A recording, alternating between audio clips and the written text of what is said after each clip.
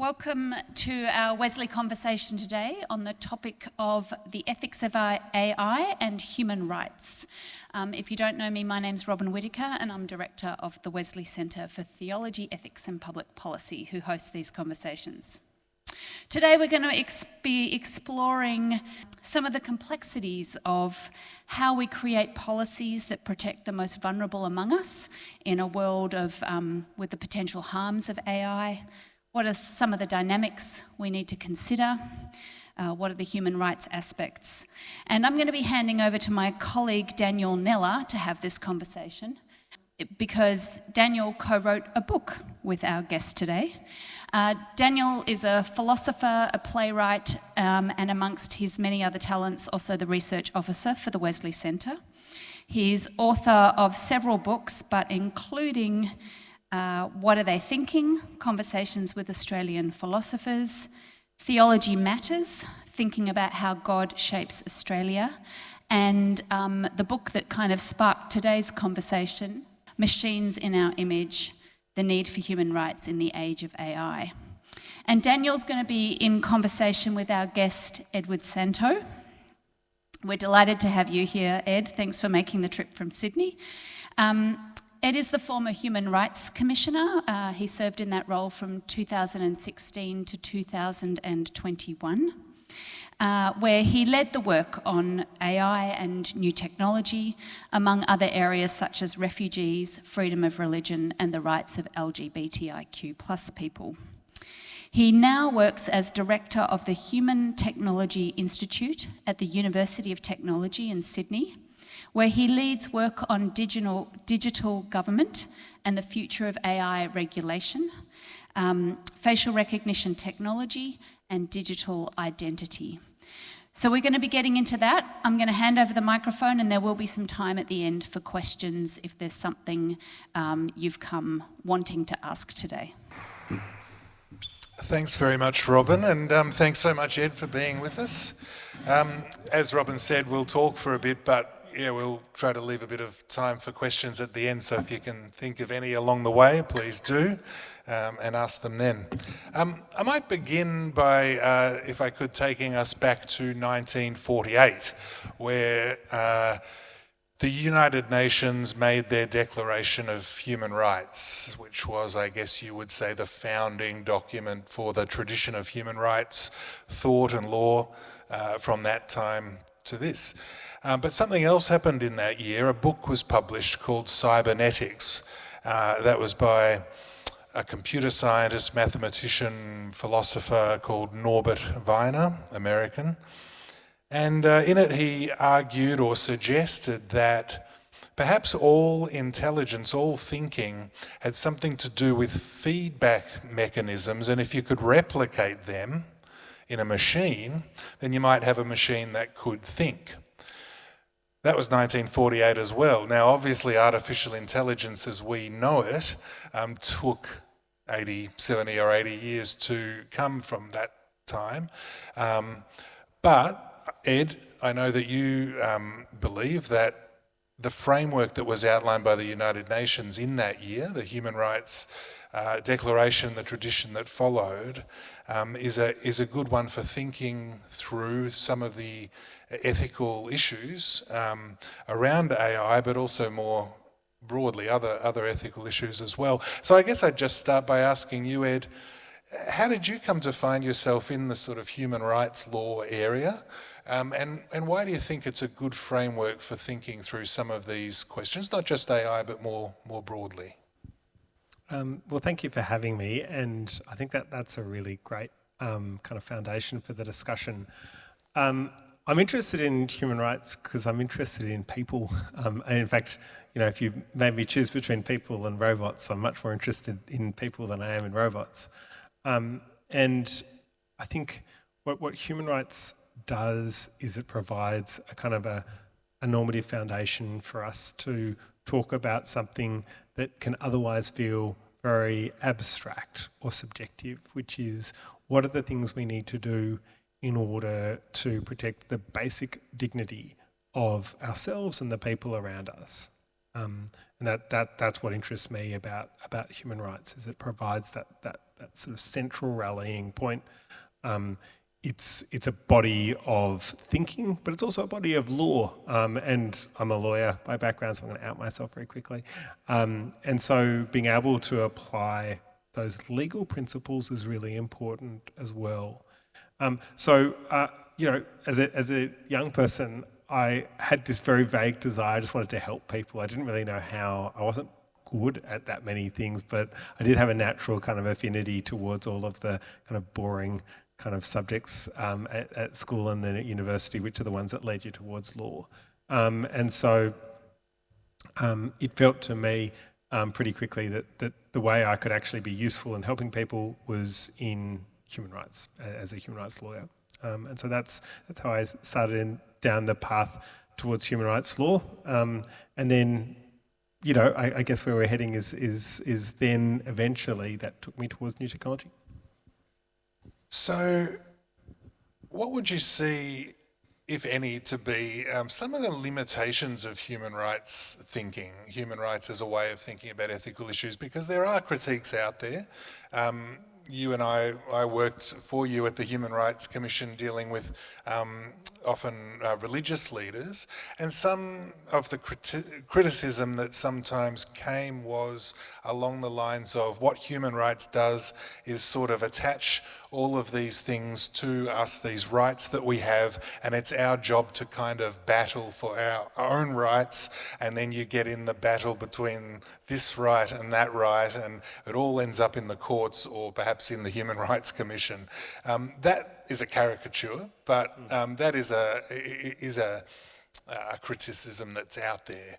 So I wonder what you'd have to say about that concern that can arise about human rights, and it becomes kind of litigious, kind of a battle. Yeah, and I'm not starry-eyed about human rights as a kind of a way of looking at the world or about human rights law. But maybe one way of answering your question is to go back to that history. So in 1948, the rise of what we would see as the modern incarnation of human rights was very much a direct response to the horrors of what had just come. Obviously the Second World War itself, but also, and particularly, the Holocaust. That the kind of extraordinary denial of humanity, the extraordinary level of brutality, the invention of a term that we had to invent, namely genocide. This was so revolting to the world at large that opened an opportunity that perhaps hadn't previously existed to come together, to articulate both in a positive and a negative sense what were the things that needed to be absolutely upheld in order to protect human rights, and what negatively, things like not being tortured, what were the things that we needed to combat in order to equally to uphold dignity. So that moment in the 1940s came and it went. So it came and we got the Universal Declaration, we got this consensus, and it was genuinely broad. There were people of all faiths and none who were absolutely central to the development of the Universal Declaration on Human Rights. And similarly, there were people from many, many different cultures who all contributed to that. But from that kind of, I'm going to say, idealistic moment, you get into the reality of actually applying those rules, and it's always easier to agree on a set of principles, even legal principles, than it is to apply them. And I think one of the greatest strengths of human rights law is that it anticipates that human rights will come into conflict with each other. And you alluded to this a moment ago. So, for example, the right to privacy cannot be absolute, because if it were, we wouldn't have freedom of expression. We wouldn't have the right not to have your reputation tarnished, and therefore defamation laws. We wouldn't have intellectual property laws either. So we know that there are these tensions that are meant to exist and are not meant to be resolved in an absolute way in favour of one right or another. But as soon as you start getting into that area, you you take a path towards disputation, and as soon as you do that, then I think some of that consensus that we saw in the 1940s has continued to dissipate for many people over the years. And so you now find yourself, or we now find ourselves in a place which I don't love, and that is one where human rights is much more enthusiastically adopted by people kind of more on the progressive side of politics, and is seen as something quite foreign and often something to be combated from the more conservative side of politics. That didn't used to be the case. I don't think it needs to be the case, but that's certainly a kind of a world that we find ourselves in now, with lots of exceptions, but still that makes it a much more combative space. Oh, thank you. Well, let's turn to AI, and I'll start with a very simple question to ask and perhaps not so simple to answer, but it might be worth starting with a definition. What are we talking about when we use the term artificial intelligence? Yeah, so AI is not a term of art. In other words, it's not a scientific term. People who are kind of working day to day and developing new AI tools and products and services don't tend to use that term as a term that has any kind of precise meaning. It's a marketing term. It basically refers to a number of kind of technologies and techniques that have come together that enable I guess, thinking machines, as they're sometimes referred to. So what are those things that have come together? There's really 4 things. The first is big data. And that sounds like it must mean more than it is, and it doesn't. It just means literally lots and lots of information. So they've, for many years, we've had these big stores of information. So government has held big stores of information about us. Banks, big banks, those sorts of institutions will store those large sources of information. But we haven't been able to do all that we might want to do with it because humans can only read so quickly and we can only make sense of it so quickly. So, big data. The second is the one thing that comes close to being a little bit magic with AI, and that is known as machine learning. Now, even if you're not an expert in the field, I'm really confident that everyone in this room will have heard that term before, but very, very few people are able to give a functioning definition of it, not because it's complicated, just because it's just a slightly annoying term. Machine learning simply means a way of finding patterns in data, right? So when you have a machine that can kind of look at a big source of information and go, all the people in the churches of Australia on this particular day seem to have these characteristics. There may be lots of people who are people who work in the caring professions or whatever it happens to be. Those sorts of patterns that you can find in data, when you can do it in a way that is essentially not relying on human labour, that is really, really important. So the looking for patterns in data. The third, which is very much linked to the machine learning idea, is automation. So in other words, where you can not have to program in everything or have a human look at everything to do all the labour, where you can get the machine to do more and more of the labour. That's really important. And then the fourth thing that enables all of this to come together is these massive, massive increases that we've seen over the last several decades in computing power. It's often said that the smartphones that most, if not all of us, have in our pockets right now are over 1 million times more powerful than the computers that took humans to the moon in the Apollo era. And that's kind of amazing. So that huge increase in computing power means that we can use these machine learning algorithms that were largely theoretical when they were invented in the 40s, 50s, 60s, and we can apply them to huge data sources. Well, now we know what we're talking about, so that's good. Recently I heard an expert on AI being interviewed on a podcast, and he'd been in the game for several decades, and they asked him, of all the world leaders that you've engaged with on these matters, who are the ones that really get it? And interestingly, he said two names, Barack Obama and Pope Francis. And Ed, you visited the Vatican recently. You were summoned, you were called to the Vatican, not because you were a candidate for the job, but because I think a number of people there were really interested to talk to you. I guess I'd be interested in knowing, what you experienced on that trip. Really, what the kinds of themes were that these particular people of faith brought to their thinking about AI. Why are they interested in it, and what are their concerns and perhaps even their hopes for it? Yeah, it was an extraordinary opportunity. My wife, who often teases me about being overly willing to put myself forward for things that I'm unqualified for, thought that I might well put myself forward for this, even though I'm neither a cardinal nor a Catholic.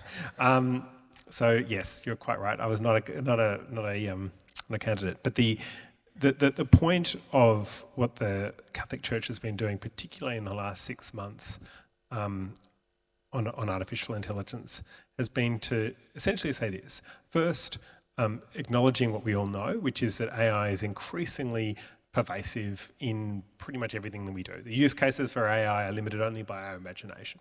Second is that if it is only kind of technical experts, the people who are building these machines, who are making the decisions about how those machines are used, how they are not used, how our laws are applied, enforced when it comes to AI, then we will miss something really important about what it means to be human. In other words, that kind of technocratic approach is unhelpful. There is a useful kind of normative discussion that needs to be kind of had in a more sophisticated way than has happened so far. And that I think is where the Catholic Church is looking to take a more prominent role, not exclusively of other religious voices, or indeed people like me who are approaching it not from a religious perspective but more from a human rights perspective. But nevertheless, I think their view was simply that just because you can do all of these amazing whiz-bangery doesn't mean that you should. And so we need to better articulate what are the kind of guardrails that we want to ensure are not violated, and how we actually do that. And so in reading up before kind of landing in Rome, I was hugely impressed by some of the work that is being done, not only by senior figures in the Catholic Church, but by other religious figures as well, who are really starting to ask those really fundamental questions about what it means to be human. What are the sorts of activities that we want other humans to do? For example, do we want machines to sit in judgment over us in situations that are really high stakes? If we're being accused of a criminal offence, you can have a machine do the entire process that we assign to a human judge now. But do we want that? Is that fundamentally inimical to, I guess, the way in which we order our society? And then I guess a related question is, what do we as humans, what do we offer that a machine can't? And I think those questions are really, really important to ask and answer. Not in a way where, I sort of said it in almost a caricature way at the start. I'm more interested in the machines. Sorry, the humans and the machines. That's true, but it's not particularly helpful. It's not helpful, in other words, to just sort of pit the humans against the machines. But it is useful, I think, to have a more sophisticated conversation about what we as humans are good at, what we really value, and what we want to kind of retain as things that we do and we don't outsource. Yeah, and probably important to point out that these questions are not straightforward. The example you mentioned about the judge, when you ask, would we want an AI sitting over us in judgment. I mean, my instinctive reaction, and I suspect many people's instinctive reaction, is to say, no, of course not. But, you know, then I start to think about the fallibility of judges, the tiredness of judges, perhaps apocryphal stories about getting harsher sentences when it's almost lunchtime than you might have gotten after lunch, that kind of thing. So these are very, I think, complex questions and not always just straightforward to answer. What we might do now, I think, is to try to burrow down a little bit into some more practical questions about certain aspects of AI that we are already living with in the world. And just think, I guess, the frame we would take at the Wesley Centre would be one of what in the Catholic world we call the priority, I've forgotten what it's called now, the preferential option for the poor, but basically tries to capture the sense that we ought to have a special eye on the most vulnerable in society whenever we're thinking about a new social phenomenon. So 3, perhaps 4 aspects of AI that we'd probably like to touch on today. I'm going to actually start with a term you may or may not have heard, and that is algorithmic bias. I don't know if people have come across that. Maybe, Ed, you could just briefly explain what it is and what are some of the human rights implications there. Yeah, and maybe just before I do that, just quickly picking up on your idea of the kind of preferential treatment for the most vulnerable people. We're in the midst of the 4th Industrial Revolution, and in every previous industrial revolution, we've almost always done the opposite, and the same is happening right now. To use the words of the former UK judge, Kay Firth Butterfield, we tend to beta test new technology on the most vulnerable people in our community. And that was precisely the experience, for example, with Robodebt, right? Where over 400,000 of the most vulnerable people in Australia were the ones who suffered the injustice, and sometimes worse, of that very, very flawed piece of technology.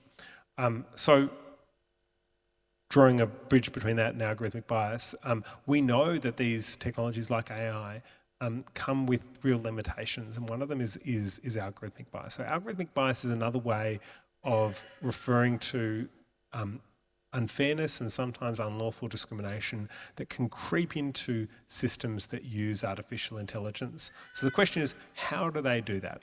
So AI doesn't start as intelligent, right? You have to teach an AI system how to view a particular problem. The way you do that is you feed it relevant information. So in other words, if you want an AI system to be able to decide whether or not to grant someone a home loan, so if you're a bank, this is happening in every major bank in the world, right? Then the way you do that is you feed it all of the decisions that the bank has ever made or that you can get your hands on, where the bank has said, yes, this person will get a loan, and no, this person will not get a loan. And over time, through that thing, machine learning, that pattern recognition, will learn the patterns in the data that show what makes a good customer and what makes a bad customer. Now, the problem with that is if you go back not that far, frankly, in our history, lots of, for example, women were denied home loans, not because they were bad customers, but because of just out and out prejudice, discrimination. And so by creating these machines in that way, by teaching them, in inverted commas, with that historical information, what you're actually doing is you're reintroducing that prejudice that we have made some progress, not total progress, but some progress in addressing. And so this problem of algorithmic bias is very, very common in AI. There are literally tens of thousands of examples where the system, no one intended for the system to treat a particular group unfairly, but that is precisely what happened. I'd like to ask you a question as a lawyer. Yeah. Insofar as we have human rights laws in Australia on a Commonwealth level, we don't have a Human Rights Act. We don't have human rights explicitly defined in the Constitution, maybe one or two, but we do have a significant amount of anti-discrimination law, so it becomes unlawful to discriminate against other people on various grounds for a human to do it. But you're telling us, and we're hearing often these days that machines are doing it. What's the legal status of that act of discrimination currently in Australia when a machine does it? Yeah, so in principle, as a question of law, it doesn't matter whether you discriminate against someone using an abacus or the most sophisticated form of technology. It's the outcome that matters. What also doesn't matter is what your intention is, because there are two different types of discrimination, both of which are unlawful. The first, known as direct discrimination, is basically where you are out there intending to discriminate against someone. For example, there are old cases in Australia of, say, an Aboriginal person going into a pub and the person behind the bar saying, "Look, sorry, we don't serve Aboriginal people because you're Aboriginal," right? Where it just couldn't be clearer. That is direct discrimination. Indirect discrimination is not necessarily where there's an intent to discriminate, but rather that is unfortunately the likely consequence of a series of decisions you might make. So the very first case on indirect discrimination, or a major case on indirect discrimination, was a really, really sad one, which involved women in the iron and steel industry in Wollongong, just south of Sydney, where in the early 80s there'd been this huge progress getting women much more into that area of employment, and then there was a downturn in the industry, and so they decided, okay, well, we're going to have massive layoffs, and we're going to choose whether to lay people off based on how recently they joined the company. In other words, if you joined the company recently, then you are much more likely to be retrenched. And so they weren't saying we're just going to retrench, the vast majority of women, but that was the effect, right? Because if you do that, you are retrenching far and away the vast majority of your female workforce. So the High Court said as early as the early 1980s that is completely unlawful, that is discriminatory regardless of intent. And so when we come now to the use of AI and the discrimination that can creep in there, again, it doesn't matter what the intention is. It doesn't even matter that you might have completely the opposite intention. In fact, there was a case involving Amazon where they go, "Oh my God, 80% of our staff are men. This is terrible. We've got to do something about this." And so they developed this really clever kind of algorithm that worked out, what are the qualities, again using machine learning, what are the qualities associated with our best current staff? And then we'll use that as a way of recruiting and really kind of emphasising who we want. And of course, what that did was that it simply got all the biases from the current staff. So in other words, if you happen to go to an all-male school, that was considered to be a plus, right? And so even though their intention was to actually get more female staff, the impact was the exact opposite. They got even more male staff as a result of that. And so I say that with some sympathy. They were not trying to do the wrong thing, but they did do the wrong thing, and that's unlawful. So when I hear about algorithmic bias, certainly before I helped you write the book on this stuff, I would have just said, well, just fix it. You just change the program, you tell it to watch out for this, and these are smart programmers, they can fix it. It's not quite that simple. Can you tell us a little bit about why that sometimes is harder than it sounds? Yeah, it is not that simple. Just as we've, I think, worked quite hard as a community to change attitudes, racist attitudes, sexist attitudes that are prejudicial against people with disability and so on.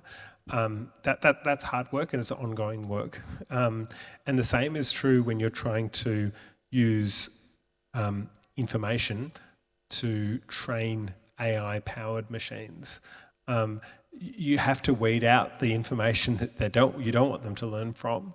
And it's, the analogy that this learning analogy is an analogy that I think, you can take reasonably literally, in the same way that, if you're sitting with a child and they see some terribly unjust thing happening, they might have some innate sense as a human of whether it's good or bad.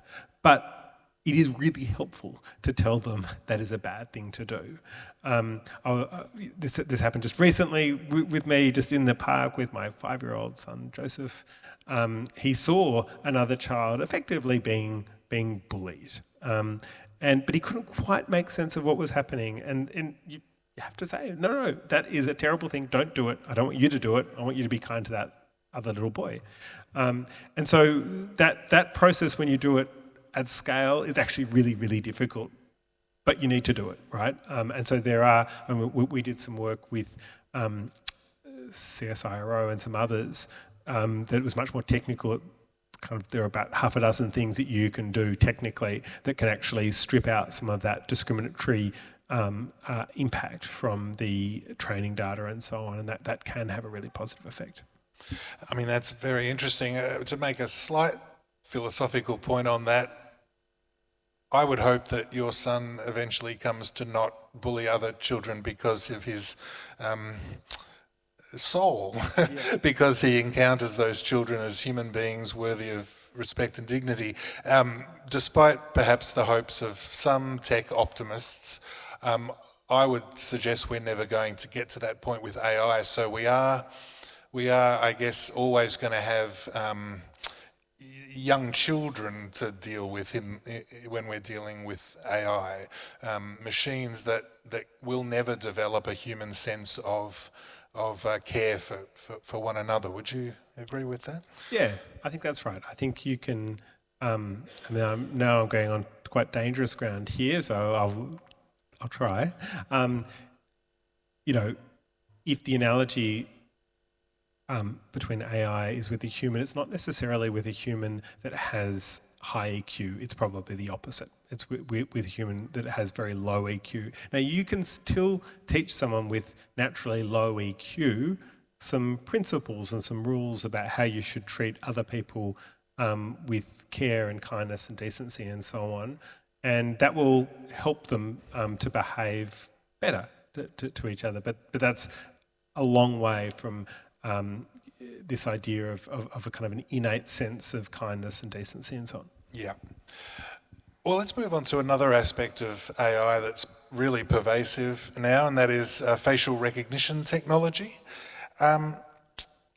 Again, I guess, what are some of the human rights concerns that come out of that, and what are some of, I guess, the worst case scenarios of when facial recognition technology could go wrong? So facial recognition, just to perhaps state the obvious, is a form of AI, right? Like the way in which facial recognition application works is you feed it as many photos as possible of human faces. It starts to learn the characteristics associated with human faces, and it starts to be able to differentiate one face from another and then be able to identify people. Now, many of us use facial recognition all the time. So most smartphones now have facial recognition built into them. So you can, instead of putting in a PIN or a passcode, you can just hold your phone up and it will recognise you on the basis of your face. That's a relatively low risk scenario for anyone who's done it. If it doesn't work because you're wearing sunglasses or something, it doesn't really matter. You can still put in a PIN or a passcode and it's all fine. But there are much higher risk settings. So the police in a number of jurisdictions, including here in Australia, have used facial recognition in ways that cause enormous harm.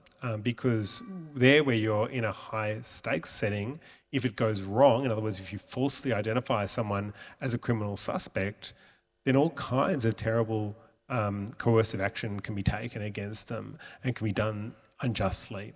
And the way in which we tend to place a lot of confidence in machines can mean that it's very difficult to kind of win the argument that actually I'm not who you think I am, right? And And we've seen this, we talked a little bit about this in the book, we've seen there are some particular situations that where it's especially difficult. So at the outset of the war in Ukraine, the biggest but also most controversial facial recognition company in the world, a company called Clearview AI, offered to the government of Ukraine their service to be able to identify effectively infiltrators. So the laws of war require that if you are an active participant in a conflict, you have to do all kinds of things. You have to wear a uniform that marks you out as either, in this case, Russian or Ukrainian. You have to, you can't pretend, if you're Russian, you can't pretend to be Ukrainian. You can't kind of infiltrate the country in that way. But the Ukraine government was of the view that there were lots of infiltrators, that the Russian government was not adhering to the laws of war. And so this has been a problem in wars ever since there has been war. So this is a millennia-old problem. But what the company said was, your soldiers will be able to hold up a smartphone in front of the face of someone that you think might actually be Russian, even if they're claiming to be Ukrainian, and it will tell you whether the person is Russian or Ukrainian. And the way in which they did this was they drew an inference. If they could identify someone from their social media page, so their Facebook or Twitter or whatever, and it was a Russian social media page, then they would say, oh, that person must be Russian. Of course, that probably holds in a lot of cases. That's probably true, but it's not true in every case, right? There are many, many reasons why I, as an Australian, might well be on a Russian Facebook user's webpage, right? So it is a very, very, very rough heuristic. But what an incredibly high stakes context to use that technology, that technology that we know makes mistakes, where there was supposition built on that kind of error-prone system. And then what happens on the basis of that decision? Someone can be shot, right? Like they can literally be shot. Or they could be detained for the rest of the war. All kinds of actions can be taken against them. But my point is simply that this is technology that is incredibly powerful. If it did what it said on the tin completely accurately all the time, then some of my concerns would be reduced, but it doesn't. But even if it did, there is still the risk that we kind of start to slip into a kind of a mass surveillance society, and that's not, I think, consistent with a liberal democracy. Well, I mean, there's plenty more we could say about facial recognition technology. I would like to try to get one more little aspect of AI in. So if you have questions about facial recognition technology, Ed has done an enormous amount of work on that. So we'll have questions in about 5 minutes from now. But the other aspect is privacy, and it's linked to FRT. We talk in the book about concept that has been sort of at the centre of our thinking about privacy for many, many years, and that is consent. So if you're going to violate my privacy, well, it's not really a violation if I consent to you doing it in the first place. And we're all now used to consenting and consenting and consenting online before we can get to the thing that we want to do online. We tick boxes and so on. And so you, Ed, have talked about maybe we need a different kind of guiding concept in order to think about privacy in this digital age. So I wonder if you could just outline that for us. Yeah, I mean, I think the idea of consent in law is generally one where you can offer it, but you can also withhold it. And withholding it doesn't lead to a whole series necessarily of negative consequences. But that's not the scenario that we find ourselves in. So I'm sure any of us, all of us have experienced this, particularly in the way in which we engage on the internet, that, yeah, you'd have to consent, or you don't access the government or corporate service that you need, right? You can't, just to state the obvious, you can't go, you know what, I'm not going to consent to this, but I still want the service. There's no negotiation. There's no, well, you know what, I'm happy for you to use my personal information for these purposes, but not others. That just doesn't happen. It's take it or leave it. And if you leave it, then you're kicked out.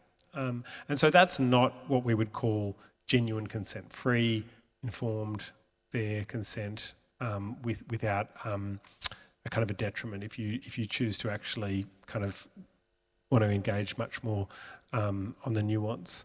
And so we do think that there's something a bit broken there. And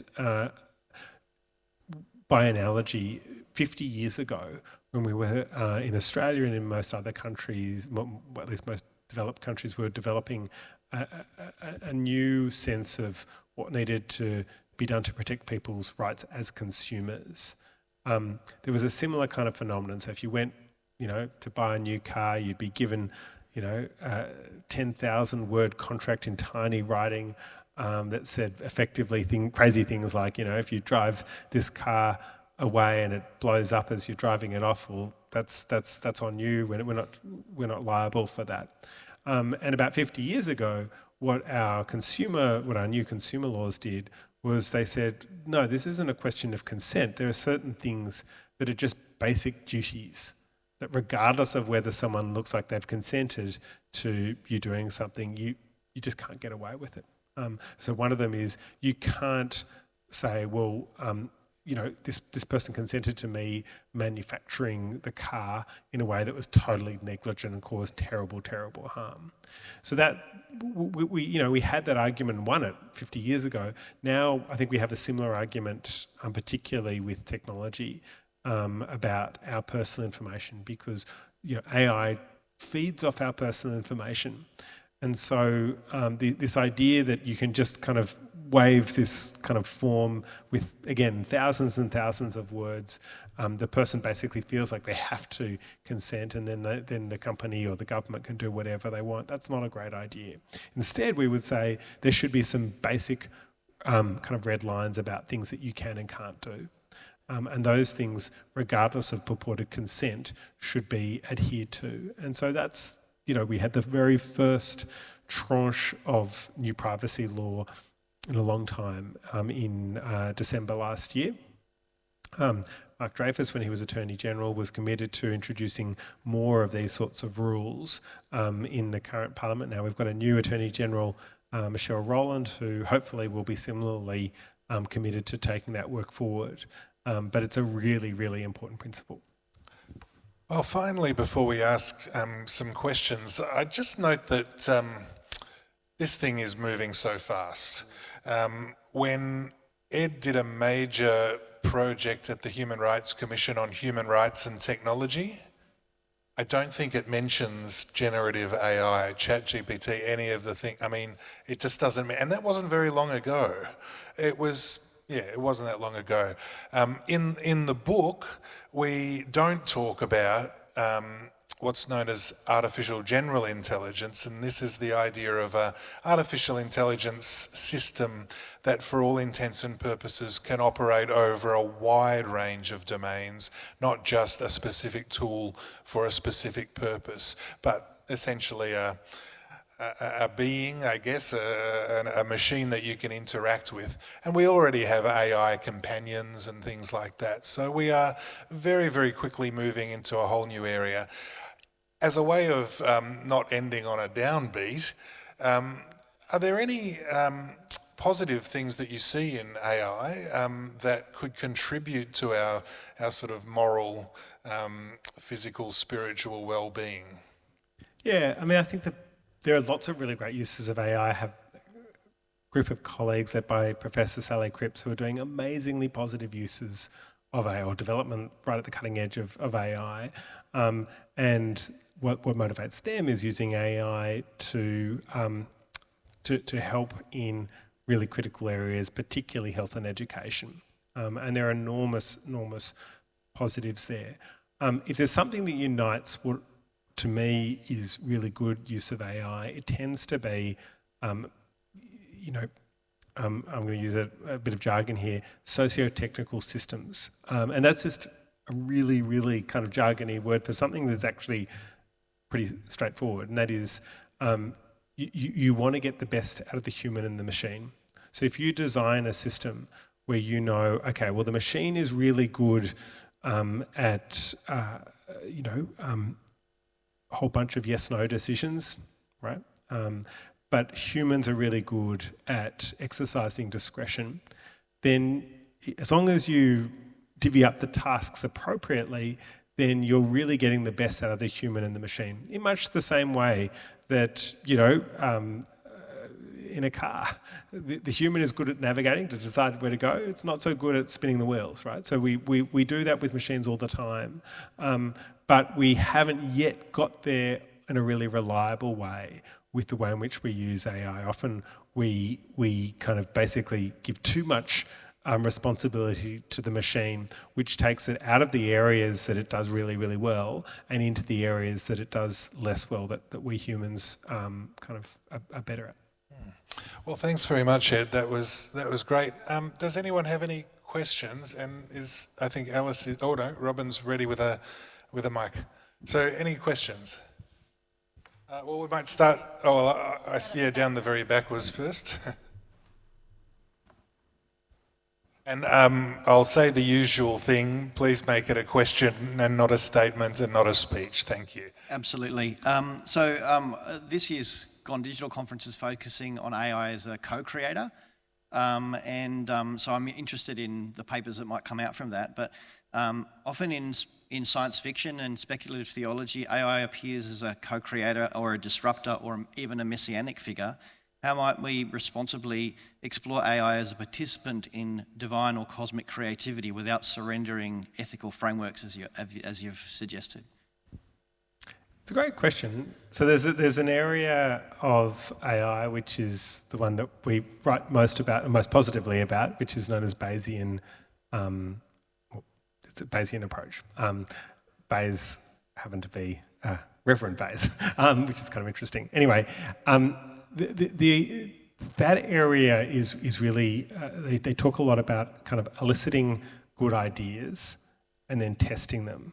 One of the things that I think with the current generation of AI, which is really exciting, is that it can just put on the table a whole bunch of ideas. Some of them will be great, some will be terrible, but then we can exercise human judgment to kind of determine what are the good ideas, what are the ones that are probably better to discard. And that exercise of judgment, I think, is, if not quintessentially human, pretty close to being quintessentially human. That I really like. As I was alluding to before, the kind of thing that makes me much more worried is when we kind of go, no, the objective here is for kind of humans to completely exit the domain and just hand over all thinking and responsibility to machines. That tends to land in those kind of dystopian places. There was a question here. Sandy Yules by name. I'm very interested in asking about what do you think is the human difference from machines, which is kind of essential and not to be lost. I'm thinking about my daughter, who is a designer, and she's finding that AI is starting to bring in, where she's working, already pre-designed things, which she has to either judge or fix up. And she's wondering whether her own creativity is going to get sidelined and pushed aside by that process. That's the sort of question I'm trying to get my head around. Thank you. It's a really important question, and I don't feel like I have all the answers there. We talk a little bit in the book about, we muse on some quite earthy language that the Australian musician Nick Cave uses to describe his enormous displeasure with AI-generated music. And I think we're on Nick Cave's side. AI can generate creative content, be it music, be it visual art, any amount of different types of creative content. It can definitely do those things. But the thing that I think that misses is the kind of connection between the human and the other human, right? When I hear a musician sing about a particular experience, it is, I care about it because it's another human, right? If it is a machine that is really just giving me a pastiche of a whole bunch of other human experiences, but it's never experienced anything and it's incapable of experiencing anything, I lose interest pretty quickly, even if the product seems very similar, even if the two products, an AI-generated music and non-AI-generated music sounds like in a superficial way quite similar. And that thing, that search for human connection, it's innate to who we are as humans. We know, right? We know just from our own experience how when you lose that, that can be one of the most harmful things that a human can experience. That loss of human connection it's terribly, terribly injurious to us. It's one of the reasons why, putting someone in prison is such an extreme punishment. And we also know that there is an epidemic at the moment of people feeling less connected to other humans. And so I do think there's a lot to be depressed about in what I've just said, but there's, I guess, a positive way of looking at that, which is I think what this could do is spur a awakening of what is so important about human connection. And I think that's going to require us to think more deeply about this. We'll need to get a little bit past the stage of kind of excitement about just the whiz-bangery of AI and start to be a bit more reflective about what we like and what we don't like. But for me, at least, I think that point of human connection is so fundamentally important, and it can never be replicated by a machine. But maybe I can just give one earthy kind of illustration of this. I did this. Do you remember Geoffrey Robertson, the Australian lawyer based in the UK? He had this show many years ago called Hypotheticals. If people remember that, yeah. We'd basically have a panel of people and he'd put hypotheticals to them. And so I did a live version of this with him several years ago now. And he kept on prodding me on a particular hypothetical, which was essentially, a robot that was being kind of physically beaten by a human. And he was saying, surely doesn't the robot have rights here that it shouldn't happen because it's harming the robot and the robot is squealing in pain even if it's not experiencing pain. And to my mind, that is a problem. That is a really bad thing. We should not do that. And we should actually, particularly for human-like robots, we should really, really be quite focused on this. Not because I'm concerned about the robot, but because I'm concerned about the impact it has on the person, the human doing the beating, and anyone who sees that, right? So we can still have all kinds of positive and negative reactions to machines and to the content generated by machines, but it's fundamentally about us, not about the machines themselves. I think an interesting thought experiment is if you read a novel and were deeply impacted and moved by it, and then found out that it was entirely written by AI, would it bother you or not? And I think some people would say yes, and some people would say no to that. I definitely say yes, it would completely bother me. And I think asking why is something that all of us need to think. Why would I answer yes to that question? Craig was next. Thank you, Ed. Trying to summarise from my understanding what I think you've said, is the problem with AI that it actually will end up being too human to the extent that it learns by looking at what human beings do and therefore acts or proposes actions into the future based upon that? In which case, is the problem really not so much the power of AI, such as the phone I might have on the battlefield, but the authority that we give to it? And that distinction might be an important one in this conversation, power and authority. Yeah, I think that's a really subtle and very important point. So we often have like a kind of almost a parodic kind of reaction to AI. It looks a bit like a human, or it acts a bit like a human, but it's not quite human. And the not quite human bit really, really matters. And so we talk about these ideas of algorithmic deference and algorithmic aversion. It's basically where the output of AI, if we susceptible to algorithmic aversion, we kind of go, well, it's a machine, and so I should really distrust it. And algorithmic deference is the opposite of that. We place too much trust in the machine.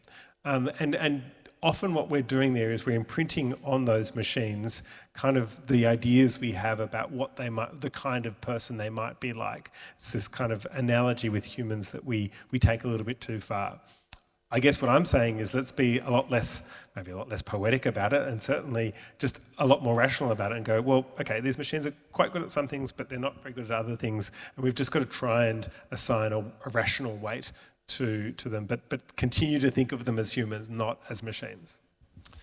Thanks, Ed. Do we have one more very quickly, please? On the subject of creativity and AI, I recently discovered a Spotify AI bot that created songs, and the money that was spent on the streams actively went back to Spotify, which is meant to be a platform for artists to get revenue. And I'm wondering, where is the line drawn with ethics of where a company is considered fraudulent in those areas when it's actively using a bot to fund itself? Well, and I mean, I guess the other question about that is, how does it create these things? Let's go back to that very start. It's machine learning, so it has to be trained on content that was generated by humans.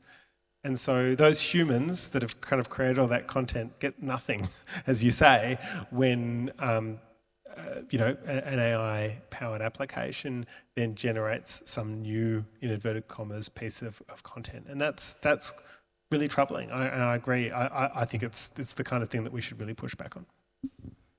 Do you have any last words? No, only to very much thank Ed for being with us all the way from Sydney, and again for the privilege of being able to help on your book, Ed, too. So thank you, and thanks everyone for being here. Thank you both for a very rich I think you've given us a sense of the depth and complexity, and I have read this book, and I am not a particularly technologically literate person, so I can say it is accessible and well worth reading. Next time we're going to be talking about the ethics of drug reform, so, slightly different topic, but we're actually going to come back to the topic of technology in July, where we'll be talking a little bit more about the sort of leaning into the theology and the human person, and where and the kind of stuff Will was asking about, how our ideas even around AI can end up being a little bit godlike or in awe. And so we will pivot back, but thank you both so much for the richness you've brought today, and thank you all for coming. We are recording these conversations. You'll find them on our YouTube channel in the days ahead, and on our website. And if you know someone who might have liked to be here and would like to listen in, that you can, pass that along. Thank you.